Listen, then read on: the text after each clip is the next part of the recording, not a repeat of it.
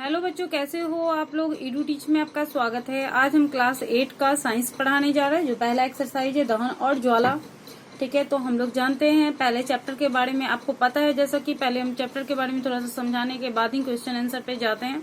तो अभी जो हम चैप्टर पढ़ाने जा रहे हैं वो है दहन। तो दहन क्या है? तो दहन एक रासायनिक अभिक्रिया। क्या है? दहन एक रासायनिक अभिक्रिया है। ठीक है, दहन क्या है? रासायनिक अभिक्रिया है।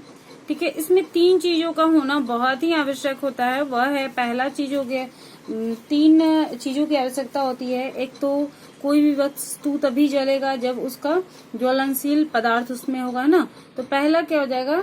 ज्वलनशील, क्योंकि इससे ही संबंधित अभी जो क्वेश्चन बताएंगे वह है, इसीलिए हम बता रहे हैं। ज्वलनशील पदार्थ का होना। ठीक है, कोई भी वस्तु कब जलता है? जब ज्वलनशील पदार्थ उसमें होगा तभी वह जलेगा। दूसरा हो गया हमारा ज्वलन ताप तक पहुंचने का उपाय। ज्वलन ताप तक पहुंचने का उपाय। ठीक है, चाहे हम लोग मोमबत्ती जलाएं, गैस जलाएं या लकड़ी जलाएं, सब में इन चीजों की आवश्यकता होती है। तीसरा होता है हवा की जरूरत। पता है आप लोगों की हवा के बिना जो है आग नहीं जलने वाला है। ठीक है, हवा की जरूरत। ठीक है, इसी तरीका से इसमें हम लोग जानेंगे कि जो हम लोग सलाई का यूज करते हैं उसका कैसे आविष्कार हुआ, मोमबत्ती का कैसे आविष्कार हुआ। तो कुछ पढ़ा के उसके बाद हम लोग क्वेश्चन आंसर करवाते हैं। ठीक है, तो हम लोग चलिए क्वेश्चन देखते हैं। क्वेश्चन है हमारा कि आग लगने पर उसे कई बार पानी डालकर बुझाते हैं, पानी डालने से आग कैसे बुझ जाती है? क्या क्वेश्चन है कि जब आग लगता है ना तो उस पे कई बार हम लोग बहुत पानी डालते हैं, ठीक है, और वह आग बुझ जाता है। तो क्यों बुझ जाता है? तो सबसे पहले हम लोग जानते हैं आंसर में कि जल जो है ज्वलनशील पदार्थ को ठंडा करता है। क्या करता है? जल जो है ज्वलनशील पदार्थ को ठंडा करता है। ऐसा करने से आग का फैलाव बंद हो जाएगा। जब ज्वलनशील पदार्थ को ठंडा कर दिया जाएगा तो क्या होगा? आग का जो फैलाव रहेगा वह क्या हो जाएगा? वह बंद हो जाएगा। इस प्रक्रिया में जो जलवाष्प बनती है वह बाहरी वायु की आपूर्ति बंद कर देती है। और जब उस पर पानी छिड़का जाता है ना तो फिर उसमें जलवाष्प बन जाता है। क्या बन जाता है? जलवाष्प बन जाता है। कभी कभी आप लोग देखते हुए लकड़ी का जो चूल्हा में से हम लोग लकड़ी निकालते हैं, उसको बुताते हैं, तो उस पर क्या करते हैं? पानी छिड़ते हैं, तो फिर ऊपर भाप जैसा निकलता है ना। तो वह क्या कर देता है? वह जो होता है आग को, तो वह जो धुआं निकलता है वह क्या रहता है? वह जलवाष्प के द्वारा ऊपर जाता है। क्या होता है? जलवाष्प भी उसमें मौजूद रहता है। वह बाहरी वायु की आपूर्ति बंद कर देता है। जो जलवाष्प ऊपर की तरफ जाता है तो वह क्या करता है? बाहरी जो वायु रहेगा, ठीक है, उसकी आपूर्ति ही बंद कर देता है। और इस कारण क्या होता है? आग बुझ जाता है। इस प्रकार आग लगने पर उसे कई बार पानी डालकर बुझाते हैं और पानी डालने से आग बुझ जाती है। इसी कारण क्या होता है कि सबसे पहले एक चीज इम्पोर्टेंट है, वह है कि जल ज्वलनशील पदार्थ को ठंडा करता है। ठीक है, ऐसा करने से आग का फैलाव बंद हो जाता है। इस प्रक्रिया में जलवाष्प बनती है। क्या होता है कि हम लोग देखते हैं घर में भी, पहले बहुत सारे लोगों के घर में जलावन हुआ करता था, लकड़ी, उसमें पानी छिड़कने से क्या होता था कि उसमें से धुआं जैसा निकलता था, वो जलवाष्प होता था। और क्या होता है कि वह जो है लकड़ी को जलने में क्या करता है? लकड़ी का जो जलना होता है वह कम कर देता है। तो इसी प्रकार अगर कहीं आग लगता है तो उसको क्या किया जाता है? उसको कम करने के लिए उस पर पानी छिड़का जाता है। और वह क्या करता है? जब पानी छिड़का जाता है तो वायु की जो आपूर्ति होती है उसको बंद कर देता है ना। कौन? जलवाष्प। इसलिए जो है इस प्रकार इसमें बहुत बार, 2 बार 4 बार पानी डाला जाता है ताकि आग बुझ जाए। ठीक है, नेक्स्ट क्वेश्चन है मोमबत्ती की ज्वाला जब स्थिर हो तो कांच की प्लेट ले जाने पर काला वलय क्यों बनता है? ठीक है, तो आपको पता है कि मोम जो होता है एक ईंधन है। क्या है? वो जलता है ना, एक ज्वलनशील पदार्थ है। या उष्मा और ऊर्जा दोनों देता है, यानी ऊर्जा का एक रूप है। यानी ऊर्जा का क्या है? रूप है, जो हाइड्रोजन तथा कार्बन से मिलकर बनी हुई है। मोमबत्ती जो है हाइड्रोजन और कार्बन से मिलकर बनी हुई है। हाइड्रोजन सुनहरी ज्वाला के साथ जलकर जलवाष्प बनाता है। क्या बनाता है? जब मोमबत्ती जलता है तो उसमें तुम देखोगे कि सुनहरी सुनहरी चारों तरफ से, जैसे कि हम लोग क्या करते हैं, मोमबत्ती जब ये बनता है, मोमबत्ती रहता है ना, तो क्या होता है कि यहाँ जो मोमबत्ती हुआ इसके चारों तरफ क्या होता है, सुनहरी सुनहरी क्या होता है, ज्वाला रहता है। क्या रहता है? सुनहरी सुनहरी ज्वाला रहता है। ठीक है, तो यह जो सुनहरी सुनहरी ज्वाला जो रहता है उसके साथ क्या बनता है, जलवाष्प भी बनता है। क्या बनता है? उसके साथ जलवाष्प भी बनता है। लौ के दूसरे हिस्से में मोम के जलने से बना कार्बन मौजूद होता है, और जब जलवाष्प बनता है उसमें क्या होता है, लौ तो यही लौ हो गया। ठीक है, ये जो लौ होता है, लौ के दूसरे हिस्से में मोम के जलने से बना कार्बन मौजूद रहता है, और इसमें जो है मोम के बनने से जो कार्बन होगा वो मौजूद होगा। और इसके ऊपर जब कांच का प्लेट रखा जाएगा, ठीक ना, कांच का प्लेट जब रखा जाएगा तो क्या होगा, इसमें वलय बन जाएगा। क्या बन जाएगा?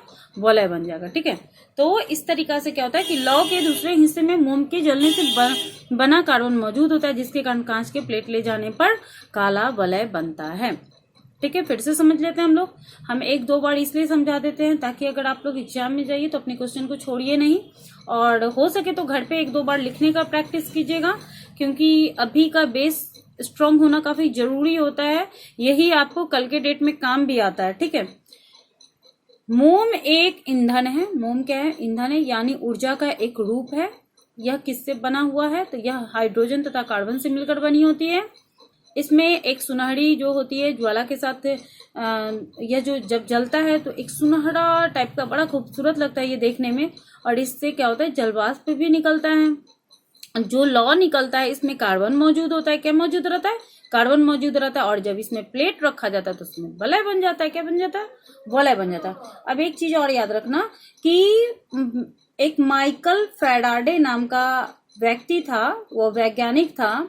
उन्होंने ही 1860 कब 1860 ईस्वी में जो है मोमबत्ती की कहानी कही, और तब से जो है आज तक सभी के घरों में किस चीज का यूज हो रहा है? मोमबत्ती का इस्तेमाल हो रहा है।